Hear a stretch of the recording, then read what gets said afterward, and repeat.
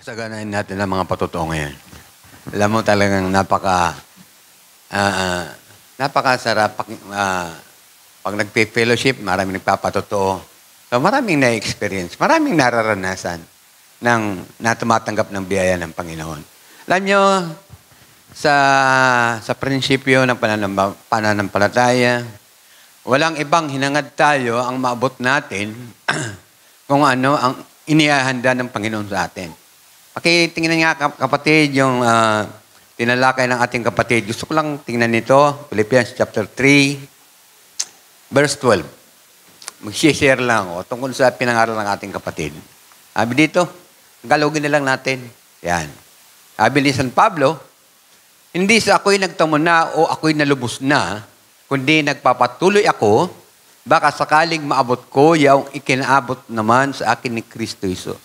So, pinakikita dito yung event na tinatalakay dito, na yung tinapos na gawa ng ating Panginoong Hesus, at yung kalalagay naman ni San Pablo. Ang kalalagay ni San Pablo, pinakikita dito, katulad natin ngayon. Alam nyo, natutuwa ako dahil meron akong nararamdamang katuwaan, kagalakan, kasiyahan, kaligayahan sa aking puso. Dahil alam mo, ako'y mananampalataya na minsang nagdanas, naka-experience ng pagsubok, ano pa, pagpapalo ng Panginoon. Nagkaroon akong magandang negosyo, binigyan ako ng magandang maraming, alam niya ng pamilya ko. Pero, anong nangyari doon?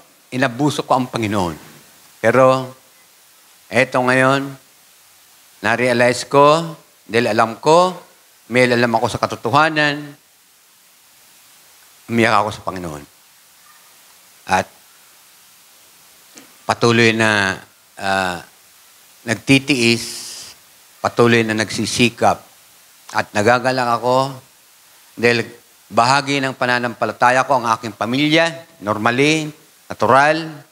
Una, ang pamilya, na sa Huwebes magaganap ang first step of salvation, ang baptism ng aking mga manugang. Yun ay katagumpayan ko.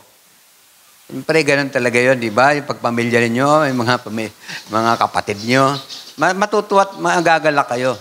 Yun ay isa sa mga bahagi ng pagtitiis. Yung susumikap. Kaya mga kapatid, katulad ng sinasabi dito, hindi sa ako'y nagtamo na o ako'y nalubos na. Yan ang sinasabi ni San Pablo. Hindi ibig sabihin sa pagdadalo natin, perfecto na tayong talagang tapos na. Kung merong katapusan, ang pagdadalo natin, ay sana katulad ng gagraduate ka. Pero pag gumraduate ka pala dito, ang kakaharapin natin trabaho. Naalala niyo yun? Nag-aaral tayo, tapos trabaho. Magpapatotoo tayo sa labas. Kaya, ayan. Hindi ibig sabihin, nandun na sa kalalagayang tapos na. Magpapatuloy tayo. Kaya, yun ang kinagalakan ko, yan ang patotoo ko sa aking sarili. Siyempre, natutuwa ako sa Huwebes, mababaptize na ang manugang ko sa Kristal at si atin yung Jen. Kaya, alam natin ito'y napakahalaga. Maraming salamat. Yun ang patotoo ko.